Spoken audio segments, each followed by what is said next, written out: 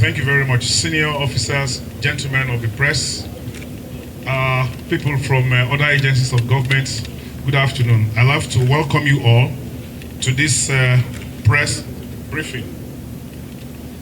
I got the call from our office in Ikeja, but because of the importance of this, I felt that it's necessary for me to take a break and come to address you all, stakeholders, and fellow Nigerians. So I'd like to start by thanking you all for joining us for yet another press conference.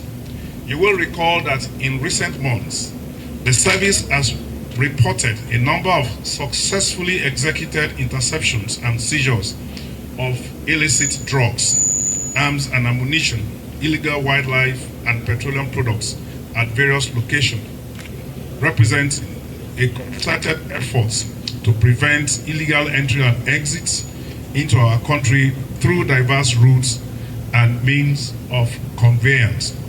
These interceptions have brought to light a concerning trend where criminals network and engage in collaborative attempts to subvert the competence of our agencies tasked with mitigating the trafficking of such illicit substances.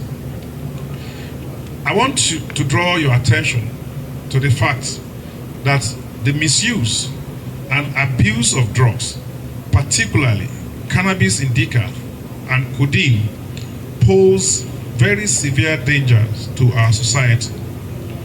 Codeine is a restricted drug in Nigeria and has been widely abused, leading to devastating effects in our youth. This substance not only impairs the health and well-being of individuals, but also contributes to the rise in criminal activities. Cannabis indica similarly has become a significant concern, with its abuse leading to very serious mental health issues, addiction, and social problems. When unchecked, these activities serve multiple purposes for criminal elements. These drugs, for instance, are used as stimulants by criminals, further fueling societal unrest and instability. Additionally, the proceeds from illicit drugs are often used to finance disruptions by non-state actors, posing significant threat to our national security and economic stability. The Nigerian government, under President Bola Ahmed Tinubu led administration, is determined to stabilize the economy and create an environment where all our citizens can thrive and prosper. As part of these efforts, Nigerian Customs Service plays a crucial role not only in revenue collection from legitimate trade, but also in the protection of our society. Our mandates include ensuring that harmful and illegal substances do not find their way into our communities. It is within this context that the ongoing collaborative efforts between Nigeria Customs Service and the Nigeria Drug and Law Enforcement Agencies, NDLEA, have consistently yielded positive results.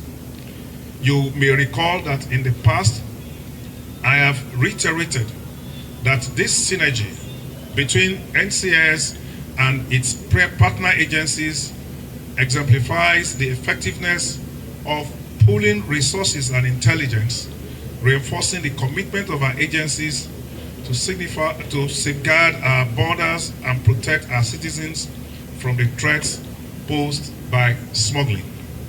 It is against this background that we are pleased to provide you an update on yet another seizure of 2 containers of unwholesome pharmaceutical products and another 40-footer container of illicit psychotropic substances seized by the Tinkan Island Command of the Nigeria Customs Service.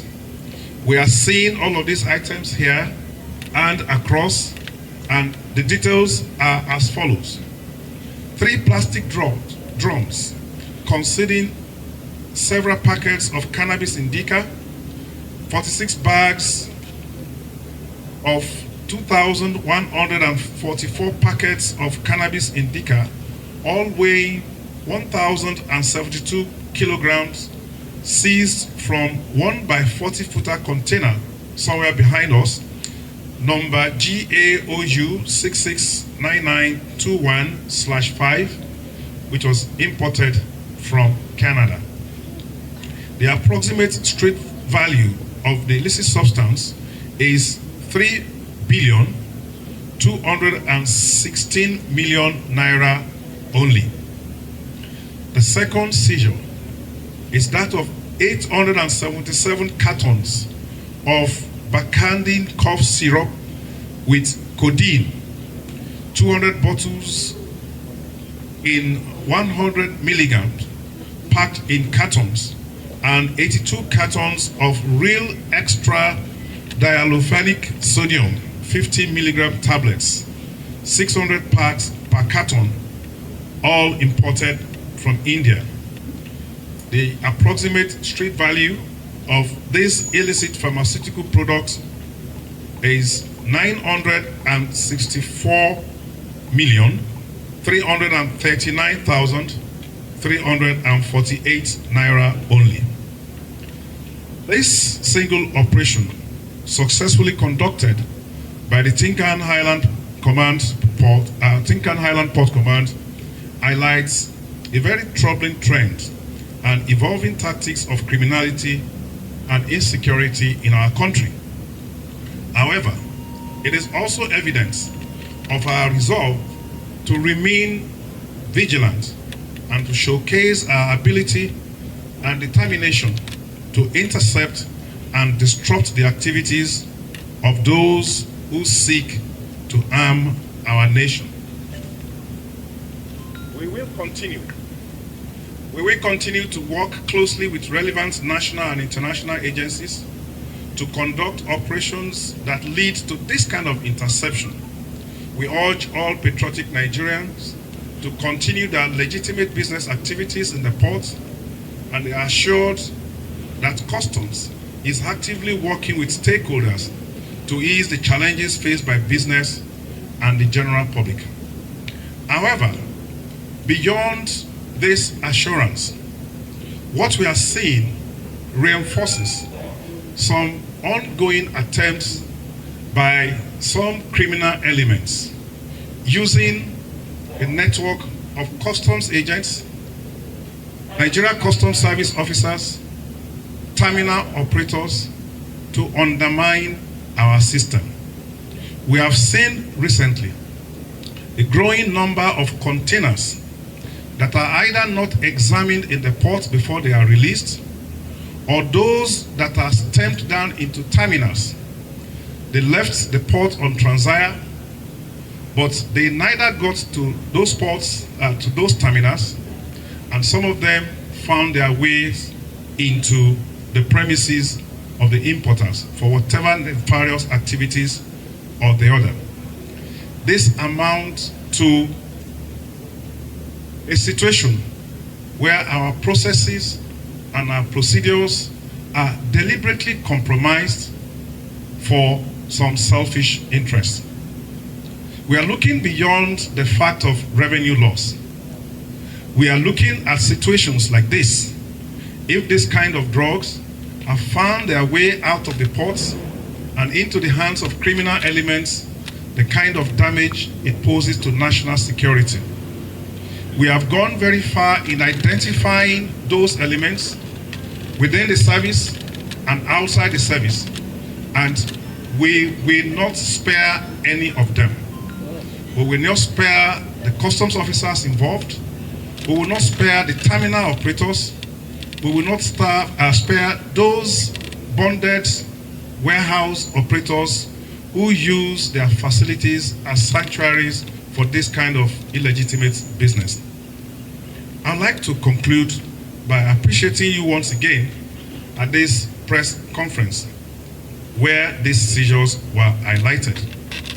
I want this seizure to serve as a warning to those who engage in illicit activities that customs will remain vigilant and dedicated to protecting our society.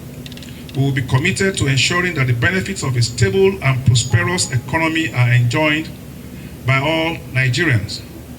And as I wind up, I would like to specially acknowledge the determination, the special efforts of Controller Dera Nnadi of Tinkan Highland Port Command, and of course, all his officers.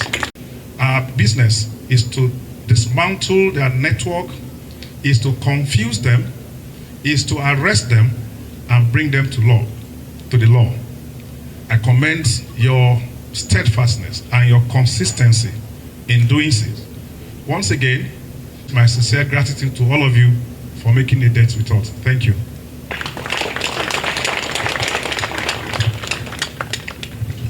For emphasis, the container was not inside port and the cargo terminal. We're only doing the press briefing here. We could have done it any other place where we have space and facility. We should actually be thanking Port and Cargo for giving us this kind of facility to do it. There are a number of terminals that have been involved. They cut across Tinkan. They are not only Tinkan. We've gotten intelligence from Tinkan, we've gotten intelligence from Apapa, we've gotten intelligence from One, we've gotten intelligence from Port Harcourt. The use of off-dock terminals, bonded terminals, facilities like this is to facilitate trade, to allow people to carry containers on transit or on Transair to those places, inland container terminals, ICD. We have some of them also outside Lagos. So it's not just about the terminals inside Lagos. And we have seen our intelligence seems to suggest that there is a lot of discrepancy going on, a lot of abuse of our procedures. And this abuse is not possible without the connivance of our officers. So that's what I'm saying, that perhaps some officers are also involved. Who knows, some journalists may be involved, you know. So it's something that is cross-cutting. So we will do our investigation. And just like one of you said, we will be glad to announce those that we found culpable, and we will apply the AVS or the sanctions that is provided in our laws, including those for our officers. A couple of other questions that I asked, why are we not seeing this in other places? This is the only place it is seen. That is not correct. I just came back from Yola some 2 days ago. Tankers of fuel that was 6 PMS in jerry cans. It's the same thing. We have an ongoing operation going on in different parts of the country. As I'm speaking, two trucks have been arrested in Seme. We are creating some kind of situation, and it's an attempt to smuggle them out of the country. We've seen fantastic seizures of pangolin skins, of second-hand clothing, and all of that in different parts of the country. Our numbers in this quarter have shown that we have seized more than we have seized in the first part of the year. For now, we will keep the terminal close to our chest. Let's do our investigation. Our intention will be for us to get more information from the system that can lead us to who the importers are, and then add it to our profile and hope that we can knock at their doors and get them. There is a temptation. Somebody has said, why actually don't we do control delivery for this kind of things? But we operate in a system where people play on our documents, where people exploit, certain weaknesses in our system, and they will be able to fly out the containers. So we wanted to prevent that. That's why, we had to go the extra mile of ensuring that we are sure of what is in the container, and our intelligence was not wrong. So what's your message? What is perpetrators? Yeah. Yes, sir. If this is happening within the port, sir, what measures are you putting in place to ensure that we don't have it in our some of the measures have led to us getting them arrested. And like I made a reference, we are doing the same thing inside the terminals. And that was why we discovered all those other anomalies that I talked about. And it's involving so many stakeholders. And I can assure you, they will not be spared. Certain things give us red flags. The importer of this particular one gave 2 addresses. And the 2 addresses that were given are fake. And so that has given us enough proof to believe that these guys were up to something sinister. And we felt that we should do this before they get out of their way. Yeah.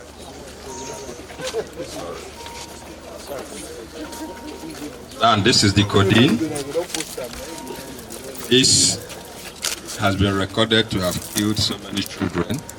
It's supposed to be cough syrup that is being abused because of the codeine content, which has the same effect as psychotropic substances.